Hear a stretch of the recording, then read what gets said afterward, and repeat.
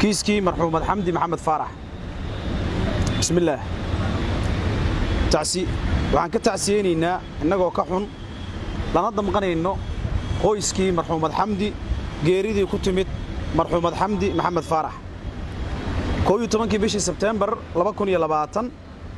abaarak 7:00 duhurnimo ayaa warbixin la soo gaarsiiyay saldhigga booliiska degmada Waabari kaasoo ah in la helay meydka marxuumad taala dhanka hoose ee hotel lagu magacaabo Marwo oo ku yaala waaxda maaja degmada Waabari meydka marxuumadda ayaa la geeyay isbitaal Daarushifa kadibna waxa loo wareejiyay xarunta baarista dambiyada CID halkaas oo looga sii wareejiyay isbitaal Madiina si baarista kiiskan loo sii guda galo eedaysanayaasha kiiskan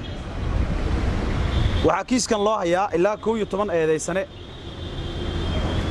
iyo eedaysanayaal kale oo hadda lagu daba jiro soo qabashadooda ama gacan ku dhigistooda sidoo kale waxa taariikhdu markay ahayd 12 bishii September 2020 laba tuhunsanayaal ay sii deysay maxkamadda awoodda u leh kuwaas oo ku sifeeyay in la tuhunsanayaashaas aysan wax xiriir la lahayn kiiska hase yeeshee la soo qaban karo ama la horkeeni karo cadaaladda goor kasta ee loo baahdo fariin